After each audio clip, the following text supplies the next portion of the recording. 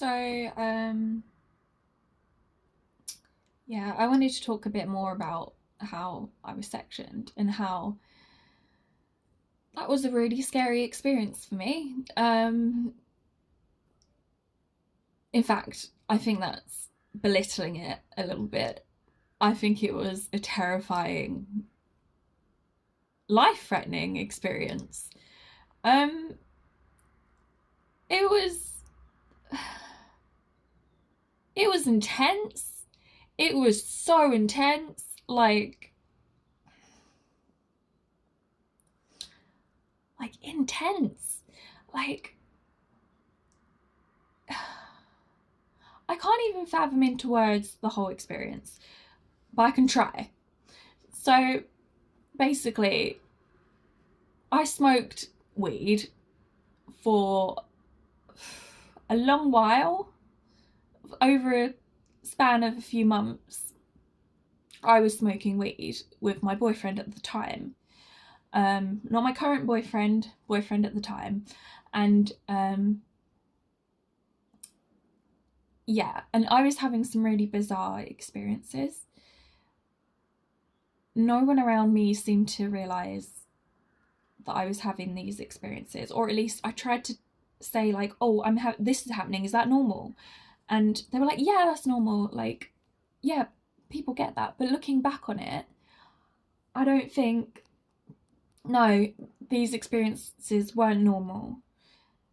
They weren't. So the majority of people will, I guess, people that do smoke weed, the majority of them enjoy it. And I wasn't, maybe a couple times I had an enjoyable experience, but most of the time I had a very bizarre experience. And people didn't seem to notice, or at least they didn't seem to care. I don't really know. I'm not them, so I wouldn't know. um, yeah. I went for, so I was doing it for several months, and then I went, I think, about a week without doing it, and I had some even more bizarre experiences. I wasn't sleeping. I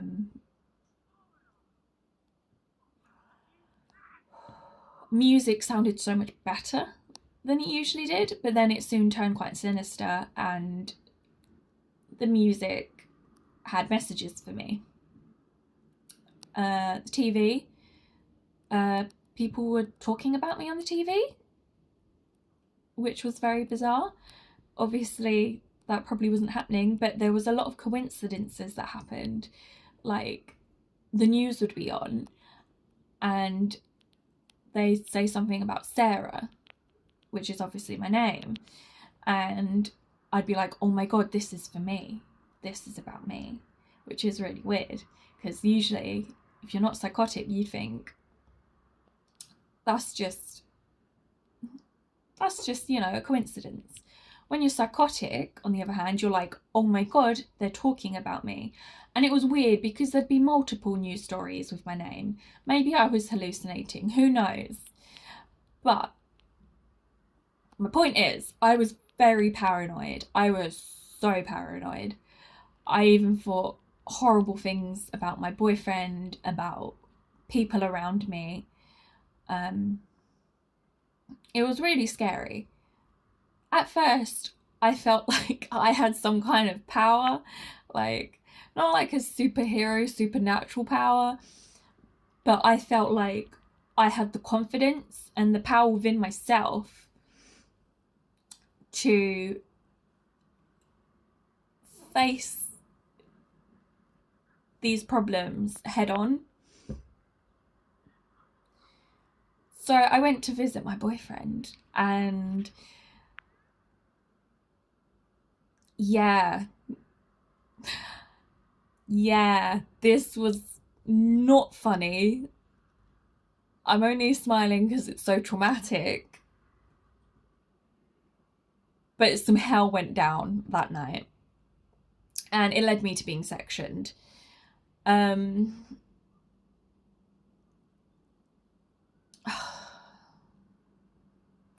sad thing is, he doesn't even know what I went through when I was sectioned, because it got so much worse for me when I was actually sectioned. Because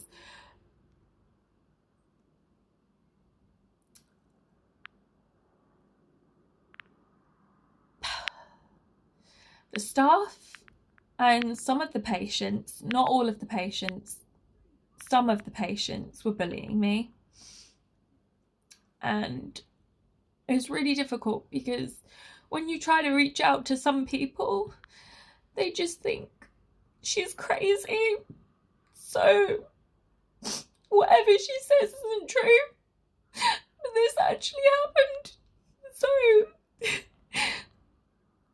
So like, it's really hard.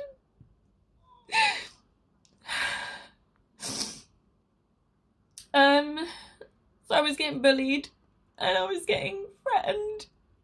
And people were threatening to kill me. And it was horrible. It was really horrible. So like, you don't get any help when you get sectioned. The most you get, okay, I'll do a deal here. I'll tell the whole truth.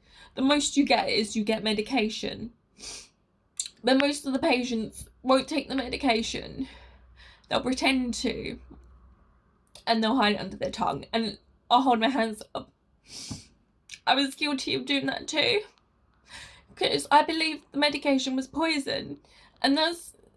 the majority of people that have psychosis do believe that, which is really scary, because it can stop them from getting better. But I took a leap of faith. Oh my god. I took a leap of faith and I took my pills after my best friend said that I should take them. She visited me and she was so brave. She visited me on her own, and I was scared for her because I was getting harassed by some of the men there. And she visited me and she said, I think you should take the pills. I explained to her, I think they're poison. And she was like, no, I think you should take your pills. And I was like, are you sure? Can I trust you? Can I trust them? And she said yes. She said yes, and I took my pills, and I slowly got better. But I got to a point where I was getting harassed and abused in there.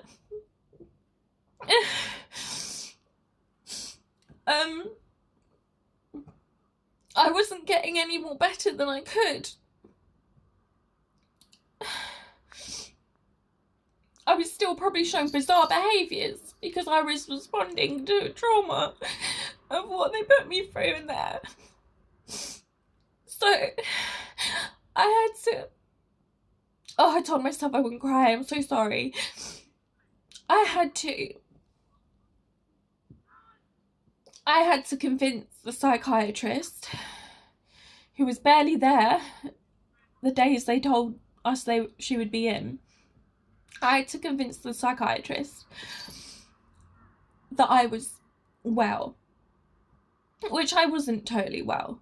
Honestly, I was not totally well. But in order to escape that place, which I actually attempted to escape that place multiple times, which is quite funny looking back, which I know I could have escaped the place because it was quite easy, which shouldn't be the case, but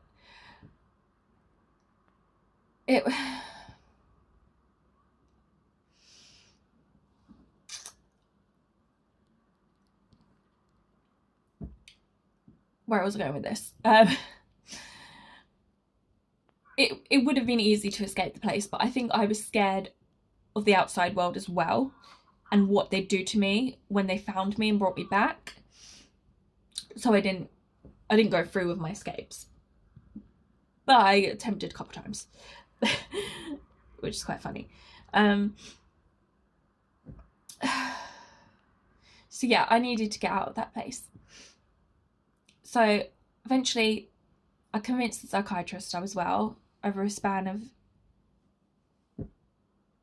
a few attempts, and they sent me home to take my medication, and they hooked me up with the crisis team, who were equally shit, but they were they were so much better in comparison. And then I was home and I slowly got better, and I agreed to take my medication, and I did, and I slowly got better. And I just want to thank everyone who was there for me and who like helped me get better, like my best friend and my family, who would visit me every day without fail. Even though I said some horrible things.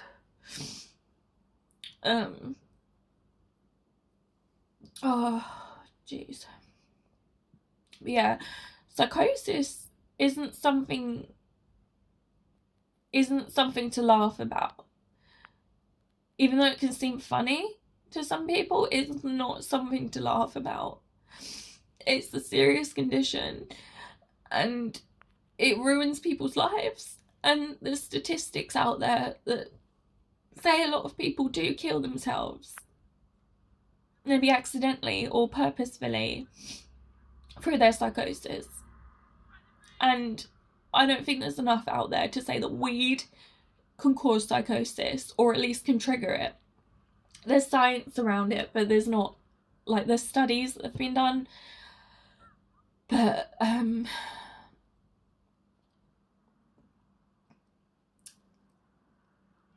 there's not enough research, I guess. But